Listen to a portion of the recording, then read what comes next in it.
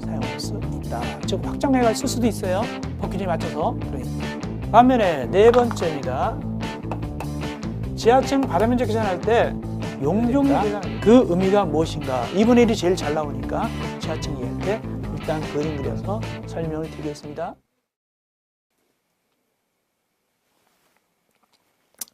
자, 이제 우리는 시마 강의 40강이 되겠습니다. 40강으로서 우리가 시마 강의를 마칩니다. 그럼 이어서 이제 기본 강의가 진행되겠죠.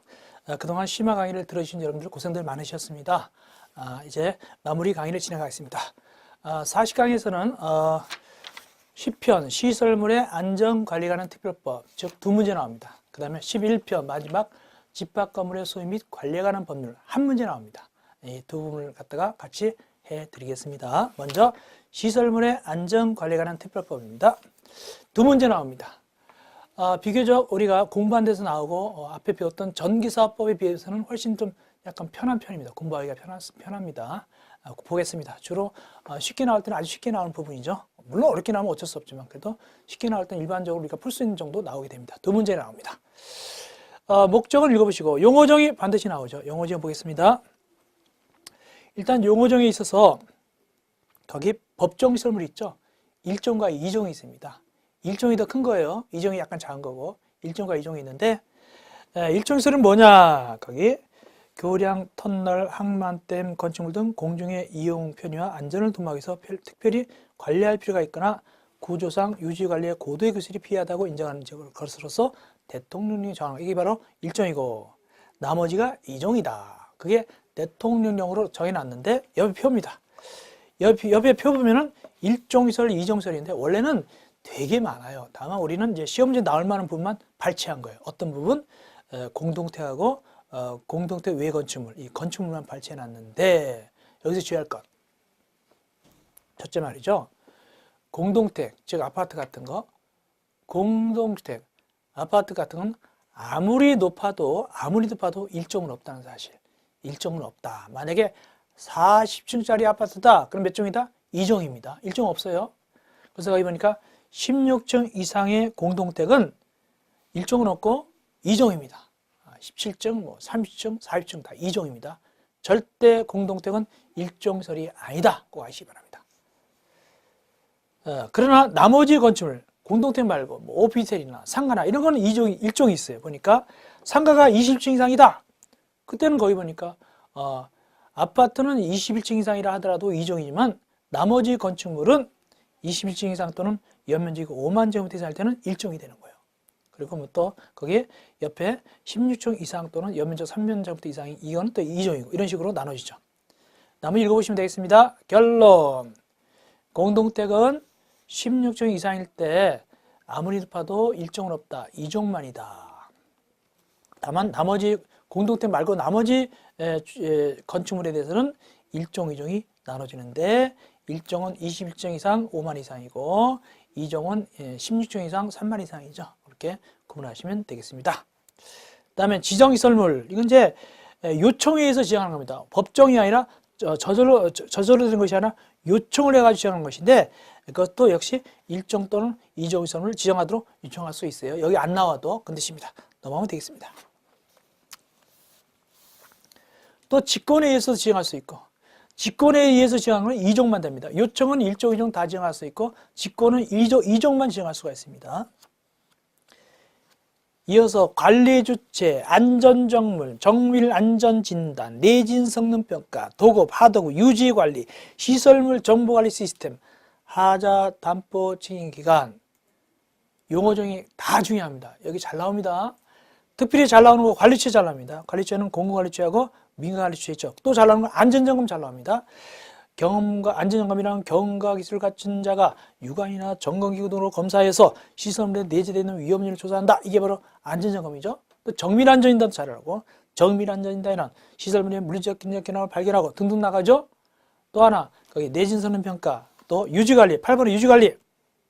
유지관리란 완공된 시설물의 기능을 보존하고 시설물 이용자의 편의와 안전을 높이기 위하여 나가죠. 이렇게 그 용어 정의 해놓으시기 바랍니다. 내진성능평가도 해놓으시고요. 또 주관식 나오면 단답형 나오면 쓸 줄 알아야 돼요.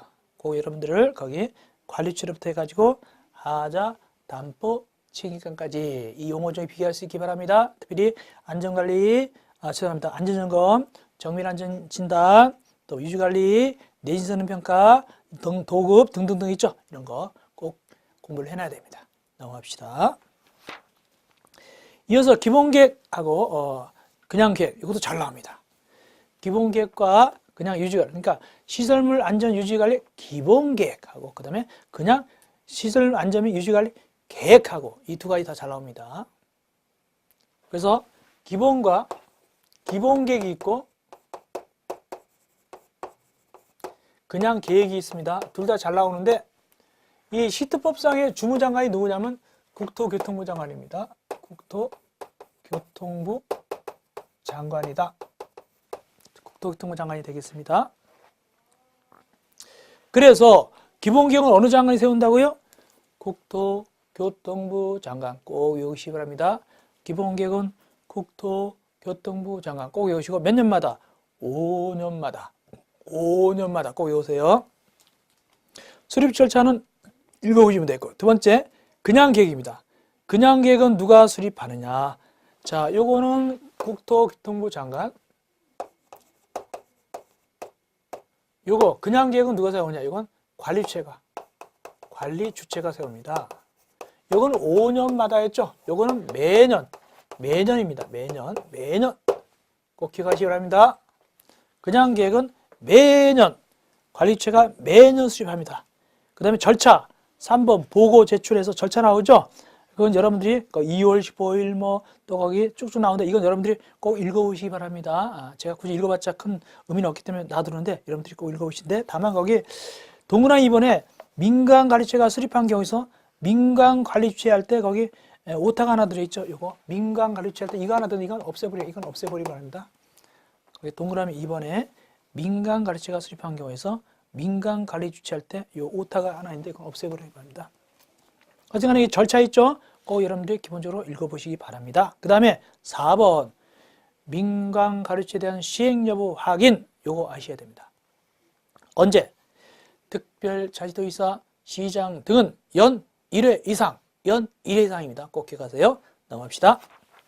이어서 제2장 시설물의 안전관리 1절 안전점검 및 정밀안전진단 이것이 바로 이 시트법, 이 시설물의 안전관 특별법의 가장 핵심적인 요소고 여기가 반드시 나온다 보면 돼요. 여기 반드시 한 문제 나옵니다. 여기서. 그래서 비교적 자세하게 해놔야 합니다. 보겠습니다. 첫째, 안전점검입니다. 안전점검 3가지가 있습니다. 정기점검, 긴급점검, 정밀점검 이 3가지가 있습니다. 안전점검은 3가지가 있다. 정기점검, 긴급점검, 정밀점검 이 3가지가 있게 되겠습니다. 3가지가 있습니다. 예. 특별히 정기점검 주의해야 됩니다. 요거 주의해야 됩니다. 정기점검 A등급, B등급, C등급은 그것은 반개 1 이상 D등급, 2등급은 해빙기, 우기, 동종기에 각각 1회씩 1년에 3번 이상 하게 되는데 그 시기가 어떻게 되냐? 해빙기 전 점검 시기는 2월, 3월로 우기 전 점검 시기는 5월, 6월로 그 다음에 동종기 전 점검 시기는 11월, 12월입니다. 요 날짜 다 아시면 좋겠어요. 요 정기점검 꼭 기억하세요. 좀 어렵죠? 꼭 기억하시고 그 다음에 긴급점검 별거 없어요. 긴급할 때. 그 다음에 정밀점검 안전점검은 거기 정밀안전진단은 별개입니다. 원래 정밀안전진단은 별개고 안전점검은 정기점검, 긴급점검, 정밀점검 3가지입니다. 정밀안전진단은 따로 있는 겁니다. 근데 표는 같이 들어있어요. 정밀점검 표 봅시다. 예를 들어서 건축물이다 그러면 A등급은 4년에 한 번 하면 됩니다. 근데 그 위설은 3년에 한 번 하면 되죠. 이 표가 아직까지 나온 적은 없는데 혹시 모르니까 그래도 외우면 좋은데 그렇게 어려운 건 아니에요. 건축물과 그 위의 설 정밀점검입니다. 앞에는 4, 3, 2, 뒤에는 3, 2, 1 4년, 3년, 2년 뒤에는 3년, 2년, 1년이죠. 4, 3, 2, 3, 2, 1 이렇게 하면 되고 정밀안전진단은 별도로인데 654 이렇게 654 이렇게 하면 되겠죠. 그리고 654 이렇게 6년, 5년, 4년에 한 번씩이니까. 예. 그다음 비고 이거 비고 나올까 안 나올까? 어렵게 나오면 비고도 나와요. 워낙에 중요하니까 어렵게 나오면 비고도 나옵니다. 비고도 나옵니다. 특별히 1번 볼까요? 1번 보면은 공동택 정기점검은 여기서 안 한다. 공동택 정기점검 어디 가서 하느냐? 주택법 시행령에서 알아서 한다. 주택법 시행령에서 우리가 안전점검 배웠습니다. 거기서 합니다. 반기마다 한다 그러면 나와요. 거기로 갑니다. 그 다음에 나머지도 아셔야 되는데 특별히 그 3번에 최초로 실시하는 정밀안전진단. 최초로 실시하는 정밀안전진단은 10년이 지난 다음에 1년 내 실시합니다. 최초 정밀안전진단은 10년이 지난 다음에 1년 내 실시합니다. 나머지로는 이제 정기적으로 어떻게 하냐? 나머지 정기적으로는 어떻게 하냐면은 거기 아까 표 있었잖아요. 6년마다 한 번, 5년마다 한 번, 4년마다 한 번 등급에 따라서 이렇게 되는 거예요. 그래서 정밀안전진단은 최초는 10년 지나면 1년 내 하고 그 다음부터는 정기적으로 어떻게 하냐? 6년에 한 번, 5년에 한 번, 4년에 한 번입니다. 등급에 따라 그렇게 되는 겁니다. 그리고 나머지 거기 5번, 6번, 7번, 8번 이런 거 있죠? 이런 것도 즉 비고도 여러분들이 공부를 해놔야만이 혹시 어렵게 나오면 풀 수가 있고 나올 수도 있어요. 비고가. 그래서 괴롭겠지만 여러분들이 꼭 정리해 놓으시기 바랍니다. 예를 들어서 4번, 5번 같은 거. 정밀점검란에 건축물은 그 건축물의 부대설하고 옹벽 및 절도사면을 포함하되 항만시설 중 썰물 시 바닷물에 항상 잠겨있는 부분은 위 정밀점검 실시 주기에도 불구하고 4년의 1 이상이다. 이런 것 같은 거 등등 꼭 알아놓으시기 바랍니다. 그 다음에 안전점검 실시.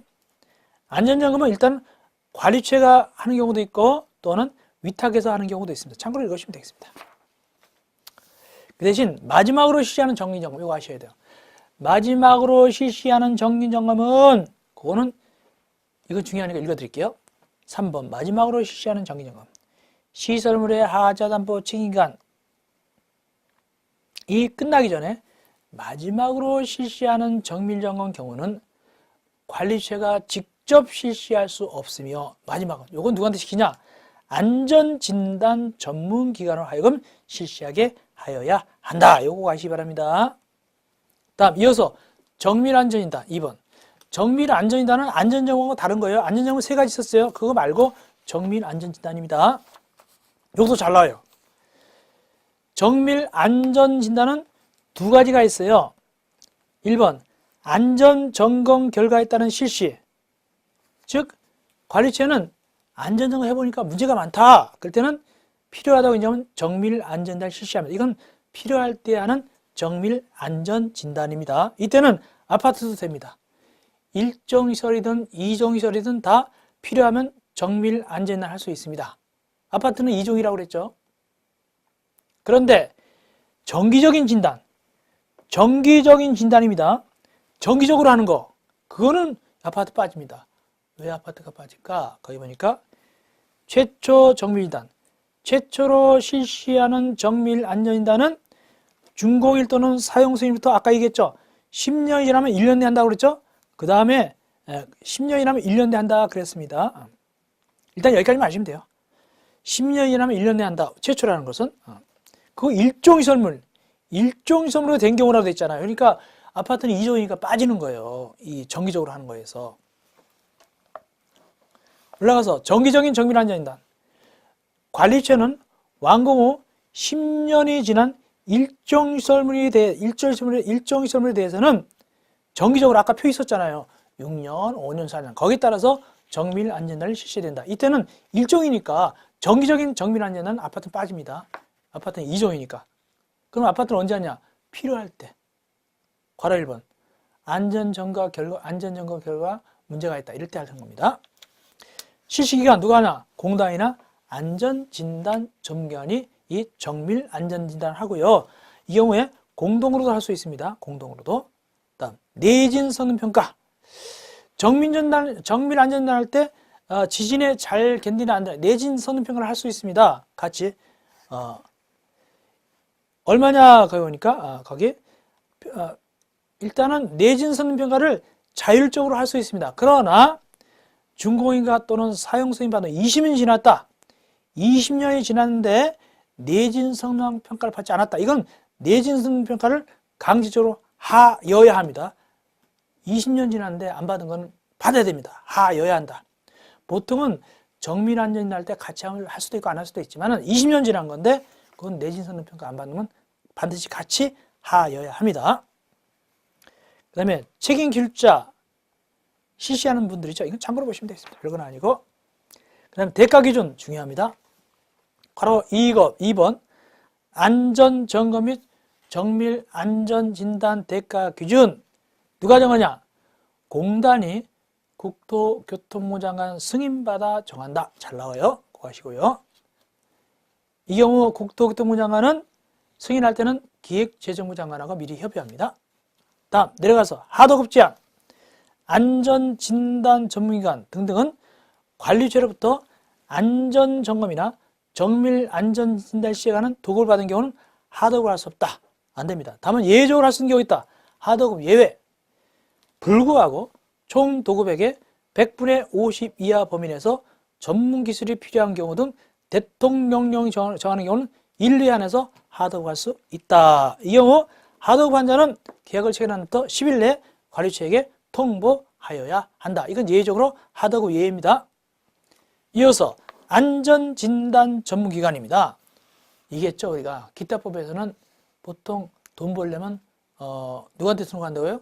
시도의사한테 등록한다고 그랬죠. 여기도 역시 안전진단 전문기관은 안전점검, 정밀 안전진단 업무를 하게 돼 누구한테 등록한다고요? 시도의사에게 등록하게 되겠습니다. 남은 읽어주시면 되겠습니다. 넘어갑시다. 기타 제도, 기타는 그냥 읽어보시고요. 그 대신 아까 우리가 A등급, B등급에 따라서 몇 년도 달라졌죠? 그 A등급이 뭐고 B등급이 뭐냐? 그거 봅시다. 보니까 A등급, B등급, C등급, D등급, E등급 이렇게 돼 있죠? 나오진 않았지만 A등급은 우수 해놓고 문제점이 없는 최상의 상태. 만약에 D등급이다. 미흡 그래가지고 주요 부재에 결함이 발생해서 긴급한 보수 보강이 필요하여 사용 제한 여부를 결정하는 상태 등등이죠. 그래서 그 서울역 앞에 그 고가도로 있잖아요. 이게 뭐 D등급인가 몇 등급 받아가지고 이제는 어떻게 한다? 그 도로로 안 쓰고 뭐로 쓰죠? 이게 자동차 도로로 안 쓰고 거기 뭐 이렇게 산책하는 걸로 했죠. 나무 같은 거 해놓고 그래가지고 산책하려고 이걸 공사한다고 그러죠. D등급인가 받았을 거예요. 문제가 있으니까 그런 얘기죠. A등급, B등급, C등급, D등급 이렇게 참고로 보시기 바랍니다. 내용을. 이어서 쭉 하시고요. 비용부담 봅시다. 괄호 5번 비용부담, 안전점검과 정밀 안전진단에 드리는 비용은 관리처가 부담한다. 다만 하자 담보 기간이다. 그때는 그 시공자가 부담합니다. 하자 담보 책임기간 내 이 시공자가 책임질 것은 시공자가 부담해야 되겠죠. 그 다음 지침 중요합니다. 안전점검 및 정밀 안전진단 지침 누가 만드느냐. 거기 국토교통부 장관이 작성해서 고시한다. 중요합니다. 지침은 국토교통부 장관이 작성 고시한다. 그거 아시기 바랍니다. 그 다음에 시설물의 사용 제한 등 참고로 보시면 되고요. 시설물의 보수방 읽어보시면 됩니다. 별건 아닙니다. 그 다음에 시설물의 설계도서 보존 의무 이것도 읽어보시면 되고요. 이어서 제3장 시설물의 유지관리 이거 좀 봐야 됩니다. 시설물의 유지관리. 시설물은 누가 유지관리한다? 관리주체가 직접 유지관리하거나 유지관리업자로 하여금 유지관리하게 할 수 있다. 다만 의무관리대상 공동택은 여기서 하는 것이 아니라 주택법 시행령으로 합니다. 그래서 의무관리대상으로서 다른 법령에 의해서 유지관리 때는 그러지 않다. 이게 뭐냐면 이제 주택법으로 간단 말이에요. 주택법으로 간다는 얘기입니다. 그래서 의무관리대상은 여기서 관리하지 않고 주택법에서 관리하죠. 그런 얘기입니다. 제일 밑에 비용부담입니다. 시설 유지에 드는 비용은 관리처가 부담한다. 또 유지관리한 자는 성실하게 업무 수행한다. 이게 있으나 마나는 규정이고 제4장 한국시설안전공단입니다. 자, 여러분들 얘기했죠? 무슨 공단 그러면 무슨 공사 그러면 민법중 뭘 준용한다? 민법중 재단법인을 준용한다. 일단 설립, 공단 설립하고 공단은 법인이니까 등기되겠죠. 그래서 설립 등기함으로써 성립하게 되는 것이고 하는 일 9가지 참고로 읽어보시면 됩니다. 다만 8가지입니다. 하나가 없어졌으니까 8가지고 읽어보시면 되겠고 근데 주의할 것입니다. 제일 밑바닥입니다. 공단에 관해서는 이 법과 공공기관 법률에 관한 운영에 관한 법률이 규정된 것 빼놓고는 민법중 뭘 준용한다고요? 재단법인에 관한 규정을 준용한다. 무슨 공사, 무슨 공단은 재단법인 준용합니다. 꼭 이렇게 하시기 바랍니다. 자, 이 정도 해놓으면 됩니다. 이 정도는 우리가 시설물의 안전한 특별법은 이 정도 하면 거의 우리가 커버할 수 있게 되겠습니다. 물론 어렵게 나오면 어쩔 수 없지만 일반적으로 할 때는 다 커버가 됩니다. 자, 이렇게 하시면 되겠고, 이어서 우리는 이제 마지막 강의가 되겠습니다. 제11편 집합 건물의 소유 및 관리에 관한 법률입니다. 제11편 집합 건물의 소유 및 관리에 관한 법률. 몇 문제 나오냐? 한 문제 나옵니다. 지금까지 집합 건물의 소유 및 관리에 관한 법률은 한 문제가 나왔습니다. 한 문제. 한 문제가 나오는데, 이건 아주 골고루 나왔어요. 앞에서 나오기도 하고, 뒤에서 나오기도 하고, 이렇게 주로 많이 나왔단 말이에요. 주로 이제 전용 부분하고 공용 부분이 전유 부분하고 공용 부분이 주로 많이 나왔고, 그 다음 뒤에 관리단하고 관리인이 있죠. 이게 핵심입니다. 그래서, 이 집합건물법은, 한 문제 나오는데, 앞에, 전유 부분, 공용 부분, 이 부분하고 뒤에서 관리단, 관리인, 이 부분이 가장 많이 나왔어요. 자, 보겠습니다. 일단 요거 좀 해봅시다. 제일 짤 총칙, 구분 소유. 구분 소유란 뭐냐면 두 가지가 있어요. 이런 겁니다. 원래 나중에 여러분들이 이제 민법 배울 때, 물권법 배울 텐데 일물일권주의가 있어요. 즉, 하나의 권리는 하나의 물건을 객체로 합니다. 그런데 예외적으로 여러 개의 권리가 하나의 물건에 들린 경우가 있어요. 아파트 같은 거, 오피스텔 같은 거는 이게 건물은 하는데 소유권이 몇 개이겨? 6개나 되잖아요. 이렇게. 이런 걸 우리가 집합 건물이라고 합니다. 이때는 건물이 하나면 원래 소유권이 하나인데 이 경우는 6개를 주잖아요. 이게 집합 건물이에요. 이런 걸 갖다가. 그래서 물건은 하지만 여러 개 권리를 준단 말이에요. 여러 개 소유권을 주죠. 이걸 일물일권주의 예입니다. 그렇게 되려면 어떻게 하냐? 여기에 301호하고 302호 사이에 이게 구분이 돼야 돼요. 구분이 되고 각각 이용을 해야 돼요. 그래야만 따로따로 쳐줍니다.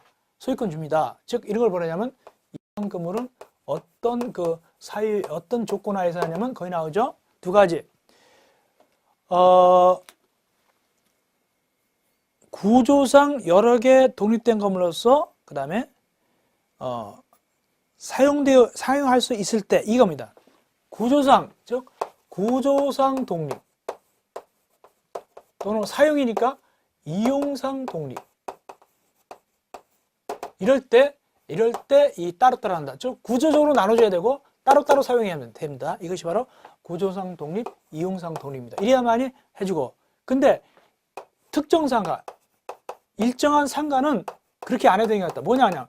이용상 구분만 돼도 따로따로 해주는 경우가 있어요. 구조적으로 안 나눠놔도. 이게 뭐냐면 쇼핑몰 같은데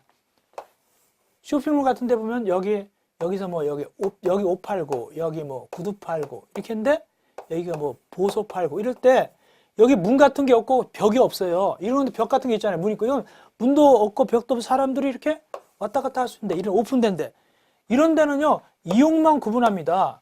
구조적으로 안 나눠놨어요. 그래도 불구하고 여기 따로 이렇게 구분 소유권 준단 말이죠. 집합 건물로 해요. 따로따로 등기가 돼요. 그 대신 이거는 이게 따로 이게 벽 같은 게 문이 없으니까 따로 어떻게 한다? 표시를 평소에 해놔야 돼. 이걸 갖다가 이건 표시 안 해놔도 따로 찾아갔으면 이건 표시를 해놔야 됩니다. 불나면 싹 없어지면 어디 어딘지 모르니까. 그래서 밑에 보니까 특정 상가는 일단은 어떤 상가만 이런 거 봐주느냐? 구조상 독립 없어도 이용상 구분만 있으면 봐주느냐? 거기 보니까 박스 안에 구분점포가 판매시설이나 운수시설 이해야 되고, 두 번째 면적이 1,000제곱미터 이상 되고, 세 번째 경계, 여기하고 여기 경계 이걸 알아볼 수 있도록 그려놔야 돼요. 그 다음에 번호도 표시해야 돼요. 여기다 번호 밑에 땅바닥에, 이거 땅바닥이 아니라 바닥에다 번호 같은 거 해놔야 됩니다. 어떤 재질로 해야 되느냐? 밑에 봅시다. 너비 3cm 이상 동판, 경계 표시입니다. 경계선 옆에 하고, 이거는 이제 벽 같은 게 없으니까, 이게 바닥에다 그림 그려놓는 거예요. 너비 3cm 이상 동판, 스테인리스 강판 이런 걸로 표시해 놓습니다. 그리고 건물번호 표시돼야 됩니다. 거기다가 가의 1, 나의 1 이렇게 바닥에다 표시한단 말이죠. 뭐로? 똑같은 겁니다. 동판 이런 걸로 해놓습니다. 스테인리스판 이런 거 합니다. 가지고 크기는, 글자 크기는 가로구역 5cm 이상, 세로구역 10cm 이상 이렇게 나가죠. 읽어보시면 됐고요. 네, 주택포가의 관계 3번 집합주택의 관리 방법과 기준, 하자, 담보, 책임에 관한 주택법의 특별한 규정은 이 법에 저촉돼 구분 소유자의 기본적 권리를 해하지 않는 범위에서 효력이 있다. 그러니까 만약에 하자, 담보, 책임 같은 거 관리 방법 기준이 주택법에도 규정이 있잖아요. 관리할 때 하자, 담보 이런 거죠. 근데 그것이 이 집합권법에 저촉돼 가지고 구분 소유자의 권리를 해하게 되면 그게 밀리는 거예요. 누가 더 우선한다고요? 집합권법이 더 우선하게 된단 말이죠. 이 법이 더 우선합니다. 그런 얘기입니다. 용어 정의. 구분 소유자, 구분 소유권. 구분 소유권 자기네만 쓰는 것. 전유 부분인 부분. 그래서 공유 부분이 아닌 거. 그 부분이 바로 구분 소유권이고 자기네만 쓰는 겁니다. 이걸 갖고 있는 자를 구분 소유자라고 부릅니다. 그래서 전유 부분, 공유 부분 나누죠. 공유 부분은 여럿이 쓰는 것이고 전유 부분은 자기네만 쓰는 것이죠. 특별히 공유 부분에 거기 구조상 공유 부분이 있고 또 하나 규약상 공정증서상 공유 부분이 있고 그 다음에 공유 부분의 취지의 등기란 말이 나오는데 그걸 좀 설명드릴게요. 구조상 공유 부분은 뭐냐? 복도 같은 거, 계단 같은 거. 복도나 계단은 당연히 공유 부분이잖아요. 뭐 이거는 공유 부분이다. 아니도 공유 부분이잖아요. 그게 구조상 공유 부분이고 그 다음에 규약상 공유 부분, 공정증서상 공유 부분은 뭐냐면 원래는 전유 부분이었어요. 원래는 전유 부분인데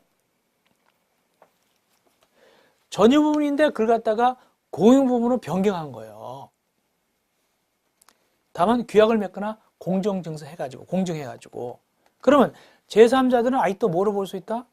아직도 그것이 전유 부분인 줄 오인할 수도 있거든요. 이제는 공유 부분인데 그래서 이거는 등기에다가 이제는 더 이상 전유 부분이 아니라 공용 부분이다 라고 등기를 해놔야 돼요. 그것이 등호라미 4번입니다.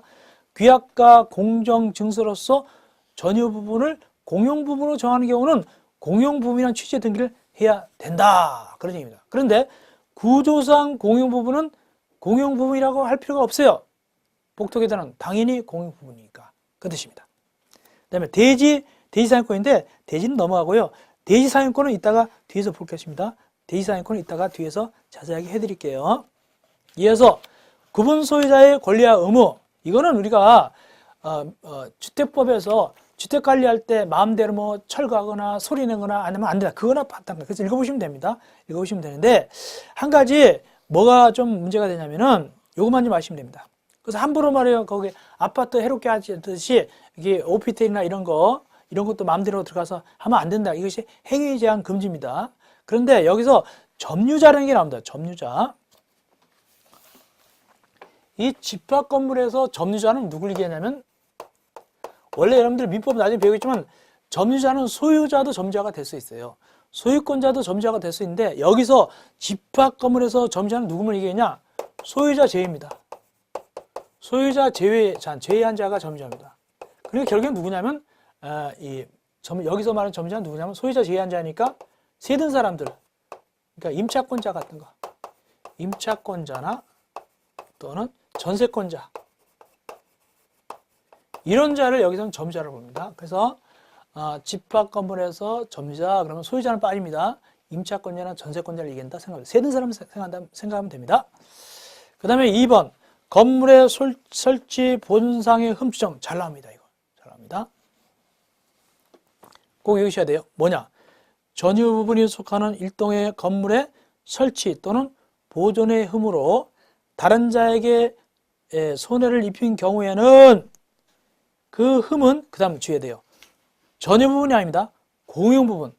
공용 부분에다가 체크하시고 그 다음에 존재하는 거로 간주가 아닙니다. 추정입니다.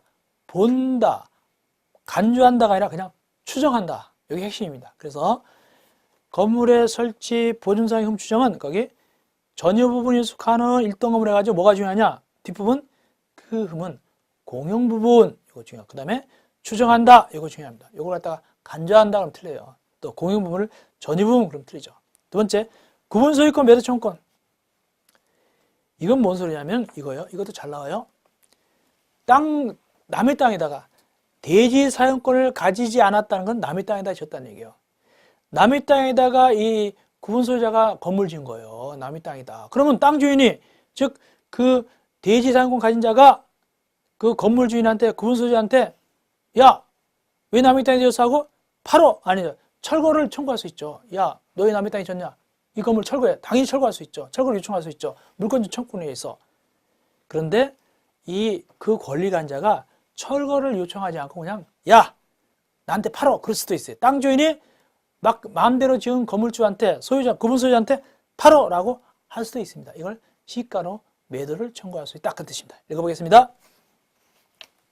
대지 사용권을 가지지 아니한 구분 소유자가 있을 때 남의 땅에 막 지었을 때 그 전유분의 철거를 청구할 권리가 앉아 땅 주인은 그 구분 소유자에 대해서 그 구분 소유권을 건물을 갖다가 시가로 매도할 것을 청구할 수 있다. 시가로 팔어라고 청구할 수 있다는 얘기입니다. 그런 얘기입니다. 시가입니다. 시가 주의하시고 그다음 대지 공자의 분할 청구의 금지. 이건 무슨 소리냐면 쉽게 얘기할게요. 만약에 여기 아파트다. 아파트도 집합 건물입니다. 구분 소유하니까 따로따로 하니까. 이럴 때 여기가 701호다. 701호 갑이 와가지고 요거 내 땅 집은 여기 있죠? 있죠. 그럼 내 땅 요거 이만큼 잘라주시고 특정 지어서 요 내 땅으로 이렇게 잘라달라고 분할해달라고 이 갑이 아파트 이 701호 주인이 와서 내 땅 잘라주고 따로 구분해달라 해서 분할해달라 할 수 있다 없다? 할 수 없단 말이죠. 공유지분이기 때문에 그 분할을 청구할 수 없습니다. 그럼 집집마다 잘라달라고 그럴 텐데 이거 안 되죠. 생각해 보세요. 그 얘기입니다. 그래서 대지 공자의 분할 청구 금지입니다. 보니까 대지의 구분 소유권의 목적인 건물이 속하는 일동의 건물이 있을 때는 그 대지의 공유자는 그 건물의 사용에 필요한 범위의 대지에 대해서 분할 청구 못한다. 나 공유지분 있잖아. 잘라줘. 그럼 못합니다. 분할 청구 못한다. 이런 것도 중요합니다. 담보 책임입니다. 구분 건물에 대한 담보 책임입니다. 구분 건물을 건축한 분양한 자는 뭐 오피들 같은 거 이런 거죠. 아파트 들어간다 봐야 돼요. 이럴 때는 분양자 계약으로 따라서 건물을 건축한 자로서 대통령령으로 정하는 자는 시공자나 분양자는 구분 소유자에 대해서 담보 책임진다. 그래서 들어가 봤더니 입주했더니 오피 들어가다 입주했더니 막 비가 샌다. 그러면 시공자나 분양자는 담보 책임진다는 얘기입니다. 이 경우 담보 책임은 민법 667조 및 668조를 준용한다. 민법 규정에 따른다는 얘기입니다. 담보 책임에 대해서. 다만 2번 위 이래도 불구하고 시공자가 분양자에게 부담하는 담보 책임에 관하여 다른 법률에 특별한 규정이 있으면 그 시공자는 그 법률이 정하는 범위 내에서 구분 소유자에게 재량의 담보 책임을 진다. 자, 원래 그 오피드를 지은 자가 분양한 자한테 담보 책임지는 것이 다른 법률에 특별한 규정이 있더라. 그때는 그 특별한 규정에 의해서 시공자가 구분 소유자에게 책임질 수도 있다. 그런 뜻입니다. 자, 그 다음에 내가지고 담보 책임 존속 기간. 그러면 이 구분 소유자는 이 담보 책임 하자 담보를 얼마 기간에 행사해야 되느냐? 거기 건축법에 따른 주요 구조물 및 지방공사는 10년 내에 행사해야 되고 그 밖의 하자는 5년 범위 내에서 대통령령으로 정하게 됩니다. 이때 10년, 5년 범위 내에 정하게 되는데 그 기산점은 언제부터 계산하느냐? 10년, 5년을 전유 부분은 구분 소유자에게 인도한 날, 공유 부분은 주택법에서 사용검사일, 또 집합 건물에 대해서 임사용 받으면 임사용 승인을 말하고 또 주택법에서 분할검사, 분할사용검사, 동별사용검사 그날을 얘기하고 또 건축법에 따르면 사용검사부터 계산하고 이거는 주택법상 하자 담보 책임 기산점하고 똑같아요. 똑같습니다. 기산점 얘기할 때 전유분 인도한 날이잖아요. 그죠? 공유 부분은 보통 사용검사하고 건축법은 사용승인이고 다만 가로 열고 임사용반은 임사용승인 계산하고 그다음 분할검사 할 땐 분할검사부터 계산하고 동별검사는 동별검사 사용검사부터 계산하죠. 그래서 10년, 5년 이내가 되겠습니다. 세 번째, 하자로 인해서 건물이 멸실되거나 훼손된 경우는 그 멸실되거나 훼손된 날부터 1년 이내 권리를 행사해야 된다. 이게 바로 소위 말해서 권리행사 기간입니다. 근데 이게 좀 문제가 될 수 있어요. 멸시나 훼손된 날부터다. 이게 안 날부터가 아니라 멸실됐는데 훼손됐는데 모르고 있다가 2년 후에 발견했다. 그럼 못하잖아요. 훼손된 날부터라고 합니다. 법은 그렇게 돼 있어요. 훼손된 날로부터, 멸실된 날로부터입니다. 안 날이 아닙니다. 안 날은 뒤에도 할 수 있는데 그날부터 이미 지나가면 못할 수도 있겠네. 하여튼 1년이다. 시험 문제 나올 때는 뭐 그런 따지지 말고 멸실되거나 훼손되는 날부터 1년 내에 권리 행사된다. 근거하시면 되겠습니다. 예, 그 다음에 공용 부분 갑시다. 공용 부분. 공용 부분은 일단은 구분 소유자 전원 공유에 속하죠. 일부 공용 부분은 일부 세대주, 일부 구분 소유자 공유에 속하는 것이고, 이건 당연한 것이고, 이때 공용 부분 사용 아셔야 돼요. 공용 부분 사용은 지분에 따라 사용하는 게 아닙니다. 그거 시험 문제 나온 적 있어요. 공용 부분 사용은 용도에 따라 사용할 수 있답니다. 지분에 따라가 아니라 용도에 따라 사용합니다. 만약에 공용 부분 지분에 따라 사용하면 40평짜리하고 20평짜리 있으면 40평짜리는 지분이 더 큽니다. 20평짜리는 작죠. 근데 복도를 쓸 때 40평짜리는 갈치자를 걸어도 괜찮고 20평짜리는 한쪽 걸어야 된다? 말이 안 되죠. 그러니까 공용 부분 사용할 때는 지분에 상관없이 그냥 용도에 따라 사용하면 돼요. 복도는 그냥 걸으면 되잖아요. 그죠? 그렇게 되는 겁니다. 용도에 따라 사용한다. 지분에 따라 사용하는 게 아닙니다. 그러면 공용 부분 지분입니다. 지분은 어떻게 결정될까? 원칙적으로 전유 부분 면적 비율입니다. 그러니까 40평짜리하고 20평짜리고 공용 부분 지분은 다르겠죠. 면적 비율이 원칙입니다. 다만 예외가 있긴 있어요. 규약으로 따라서 따르게 정할 수도 있습니다. 그 다음에 2번.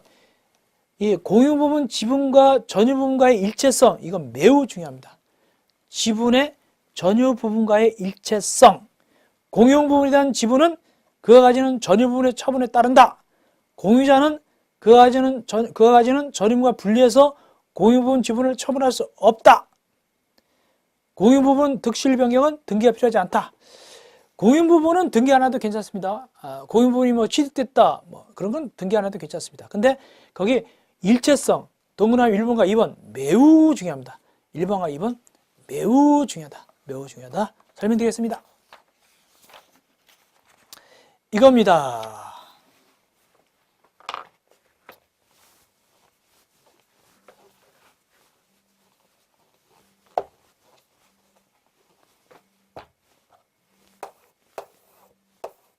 만약에 오피셀 있다. 오피셀이 집합건물이죠. 여기 만약에 501호다.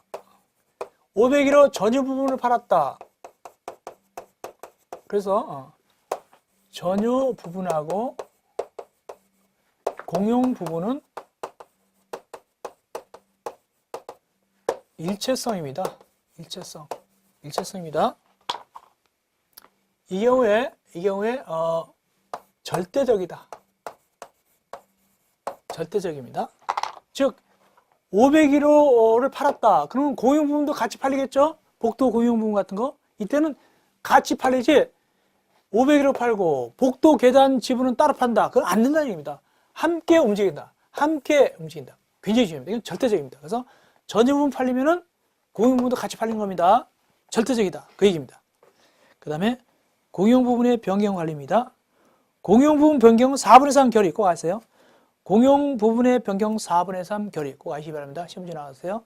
공용 부분의 변경은 4분의 3 결의고 다만 박스 안에 박스, 기역, 니은 요거는 통상결의예요. 통상결의는 과반수입니다. 통상결의는 과반수. 박스만 과반수고 원칙적으로 4분의 3 결의다. 아시면 됐고요. 그 다음에 제일 밑에입니다. 공용 부분의 관리는 통상집회결의다.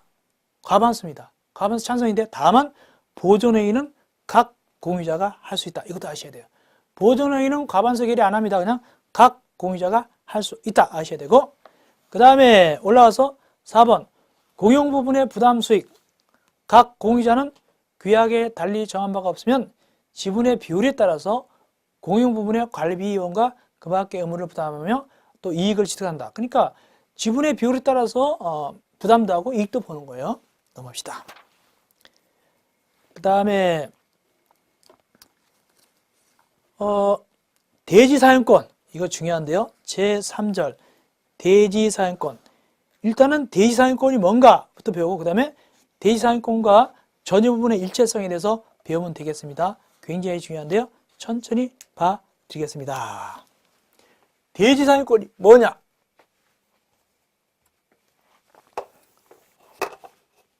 대지사용권은 이 구분 소유 건물이 올라갈 수 있는 권한이 바로 대지사용권입니다.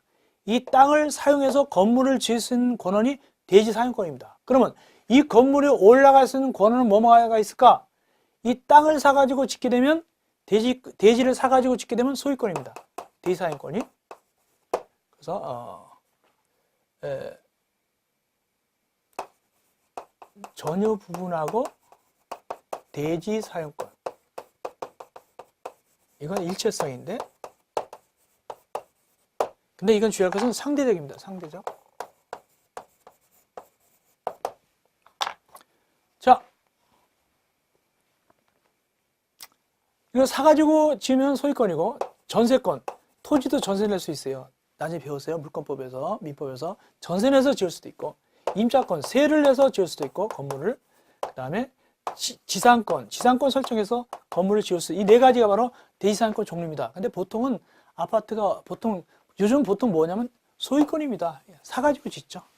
이게 대지상권 종류인데, 이럴 때 만약에 이 500개를 팔았다 그러면 이 대지 사용권도 같이 팔리잖아요.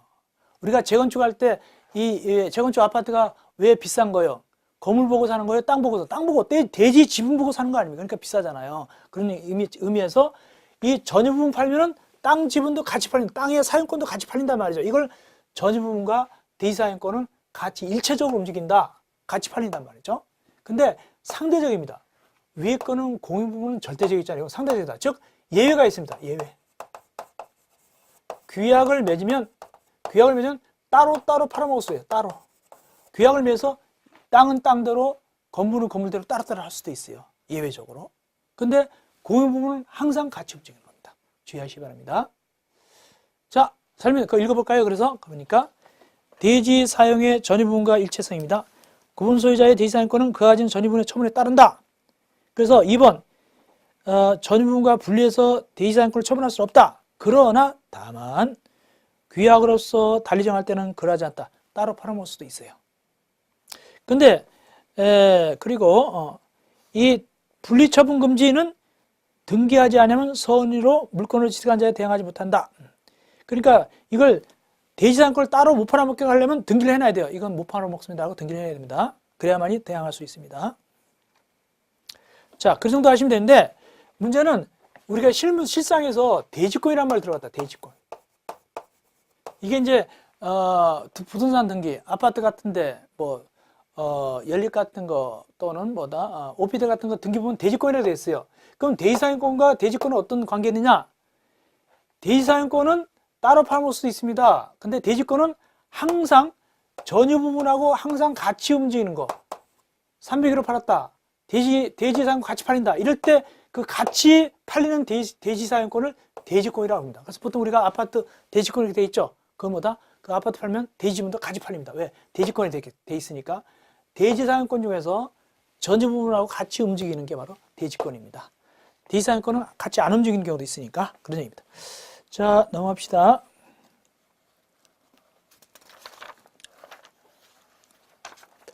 그 다음에 이제 제4절 의무 위반자에 대한 조치, 행위 정지 청구, 그 다음에 사용금지 청구, 경매 청구, 그 다음에 전유 부분에 점유하는 인도 청구인데 취지만 좀 간단히 말씀드릴게요. 어떤 그 구분 소유자가 막 엉망으로 한다. 주위 사람들이 아주 그냥 힘들어 죽겠다. 그럴 때는 거기 관리인이나 또는 관리단체표 결의로 지정된 구분 소유자 가가지고 그거 못하게 할 수 있습니다. 하지 마시오 라고 할 수 있습니다. 만약에 그러다 재판 걸리면 관리단체표 결의가 있어야 됩니다. 두 번째, 사용금지 청구. 그렇게 함에도 불구하고 계속 그런다. 진짜 괴롭다. 그때는 그 호시를 못 쓰게 할 수도 있습니다. 우리나라 정서하고는 안 맞지만 그렇게 할 수도 있어요. 이때는 반드시 재판을 걸어야 되는데 구분 소유자 4분의 3 결의해가지고 재판을 겁니다. 그 자체를 못 쓰게 하면 폐쇄시킬 수도 있다. 사용금지 청구할 수도 있습니다. 우리나라 정서는 안 맞지만 이런 제도가 있고, 그 다음에 경매 청구. 진짜 안 되겠네. 그때는 그걸 갖다 경매로 넘길 수도 있습니다. 거기 현저히 위반한 결과 공동생활 유지하면 매우거나 이때는 그걸 경매로 넘겨버릴 수도 있어요. 가만히 있겠습니까? 원래 주인이? 그래도 그런 제도는 제도는 있습니다. 이것도 역시 경매는 법원 들어가는 거죠. 그러므로 4분의 3 이상 관리단 결의가 있어야 됩니다. 다만 다 변명 기회 줘야 됩니다. 변명의 기회를 줘야 되고 그런 기회를 줘야 됩니다. 그 다음에 이때 경매로 넘기는 건 무조건 넘기는 것이 아니라 일단은 경매를 경매를 법원에 청구하고 근데 경매도 해도 된다 했을 때 다시 또 경매를 할 수 있는 겁니다. 무조건 경매 넘어가는 것이 아니라 경매를 명할 것을 청구하고 확정되면 그 명의 확정되면 다시 이제 경매에 들어가는 겁니다. 그 다음에 전유 부분의 점유자에 대한 인도 청구. 여기 점유자는 뭐냐면 세든 사람이라고 그랬죠. 이건 그 구분 소유자가 아니라 세든 사람이 엉망이다. 주위 사람이 죽겠어요 아주. 그럴 경우에 이 원래는 그 구분 소유자가 그 세든 사람 쫓아내야 될 거 아닙니까? 근데 구분 소유자가 그 세든 사람을 쫓아내지 않는 거예요. 왜 안 쫓아내냐면 그냥 월세를 또박또박 잘 내니까 이뻐 죽겠거든요. 자기는 딴 데 살고 주위 사람들이 괴로운 거예요. 이때는 주위 사람들이 그 세든 관계, 뭐 임대차 이 계약 관계를 갖다가 해제시켜가지고 그 세든 사람을 쫓아낼 수가 있어요. 그래가지고 비교되면 다시 그걸 원래 그 주인한테 넘길 수가 있다. 이게 바로 전유 부분의 점유자에 대한 인대 청구입니다. 이것도 굉장히 지독하죠. 사실상 이건 어려울 텐데 이런 제도가 있다. 이때도 역시 그 세든 사람 변명의 기회를 줘야 됩니다. 그런 뜻입니다. 다음 제5절 관리단, 관리인, 관리위원회. 관리단, 관리인 잘 나옵니다. 관리단, 관리인이 아주 잘 나옵니다. 관리위원회는 뭐 나중에 보면 되겠고요. 관리위원회는 관리인 위에서 감독하는 거예요. 누구를? 관리인을 감독하는 겁니다. 관리위원회는 관리인을 감독하는 게 관리위원회인데 일단은 관리단과 관리인 관계를 좀 설명드리겠습니다. 이렇습니다.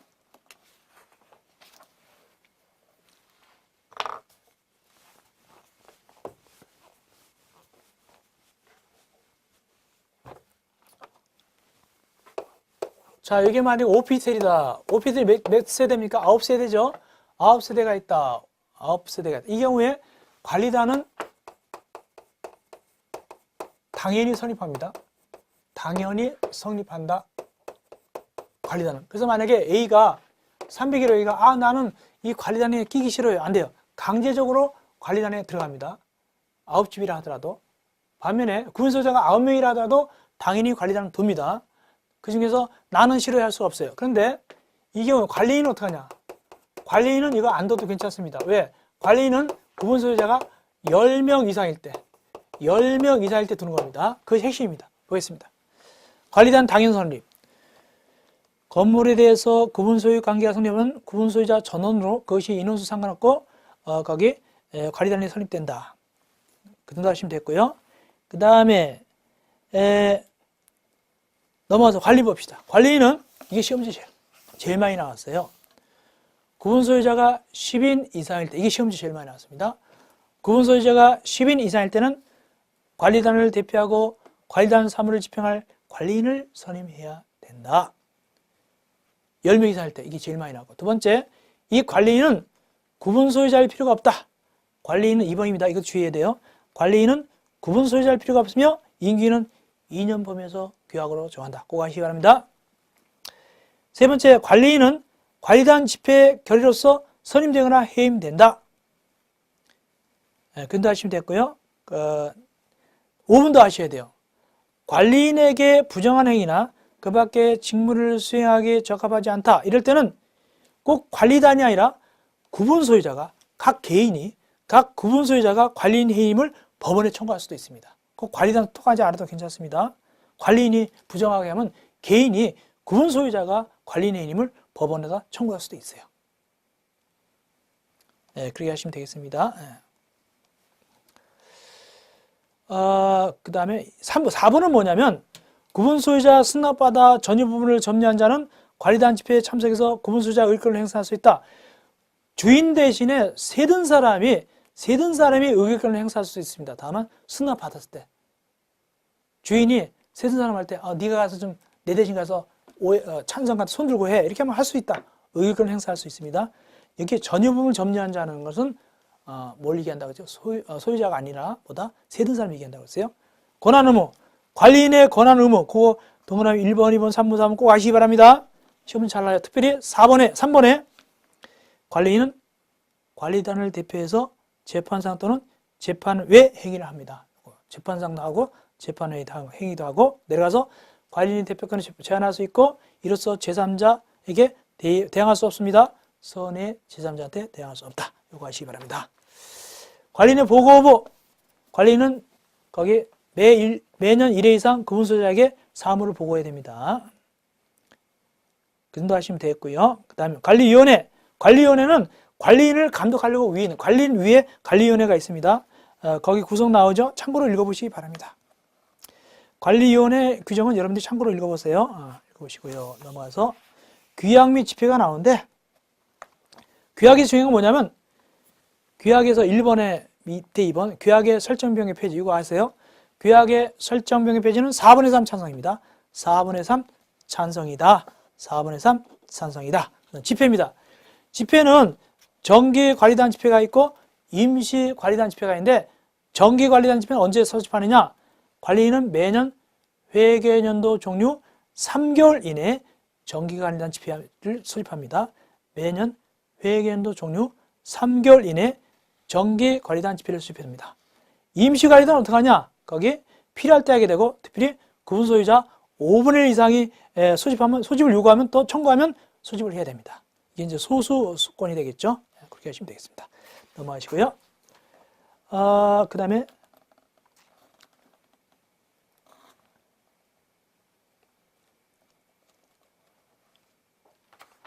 그 정도 하시면 되겠습니다. 그 정도 하시고, 다만 사람들이 모이기가 어려울 때는 서면으로 할 수도 있습니다. 6번, 즉 관리 규약에 있어서 6번 관리 집회에서 집회 6번이 보면 6번 반가로 6번이 서면 결의. 사람들이 바쁘단 말이죠. 그거 모이기 귀찮으면 그냥 도장 찍어서 할 수 있다. 이 법 또는 규약에 따라서 관리단 집회에서 결의할 것으로 정한 사항에 관해서 구분 소유자 5분의 4 이상이 그 서면이나 전자적 방법, 온라인 같은 걸로 해가지고 합의하면 관리단 집회에서 결의한 걸로 본다. 그렇게 볼 수도 있어요. 그다음 결의의 그 관리단 집회가 굉장히 뭔가 문제가 많다. 이때는 소를 지게 할 수도 있습니다. 언제 지게 하느냐? 구분 소유자는 다음에 해당할 때는 집회 결의 사실 한 날부터 6개월 내에, 결의 한 날부터 1개월 내에 결의 취소소를 지게 할 수 있다. 문제가 있으면, 불복하면 결의 취소소 지기 기간 한 날부터 6개월, 결의한 날부터 1년이 되겠습니다. 한 날부터 6개월, 결의한 날부터 1년이 되겠습니다. 마지막 제7절 재건축입니다. 여기서 말하는 재건축은 도시및 주거환경정비법상 재건축하고 다릅니다. 여기는 어떻게 하냐면 계속 고치려고 도움 들어가는 거하고 아예 부시고 짓는 거 어떤 게 나을 것인가, 아예 부시고 짓는 게 낫겠다. 이게 재건축하는 겁니다. 의결 요건만 아시면 되겠습니다. 의결 요건 얼마다? 5분의 4입니다.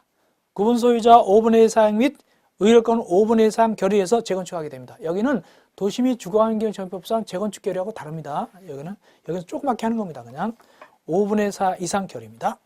매도 청구. 이 매도 청구가 중요한데요. 이거는 우리가 주택법에서 갖다 쓴 겁니다. 뭐냐? 재건축 결의에 찬성하지 않았다. 이때 집회를 수집한 자는 그 찬성하지 않은 자에 대해서 2달 시간 줍니다. 2달 시간 줘놓고 야 어떡할 거야? 라고 회답을 요청합니다. 그것이 바로 위에 나오죠. 구분 소유권의 매도 청구 등 재건축 결의에 소집한 자는 지체 없이 결의에 찬성하지 아니한 자에 대해서 촉구합니다. 너 어떡할 거야? 라고 서면에 촉구합니다. 이때 기간은 2달 줍니다. 넘어가서 촉구받은 자는 촉구받은 날부터 2개월 내에 회답하여야 한다. 근데 만약에 아무 소리 안 했다. 아무 소리 안 하면 거부한 걸로 봅니다. 이렇게 2개월 내에 회답하지 않거나 거부하면 어떡하냐? 그때 다시 매도 청구 들어가는데 2개월 내 촉구 수행일부터 2개월 내에 2개월 재건축 기간이 지나면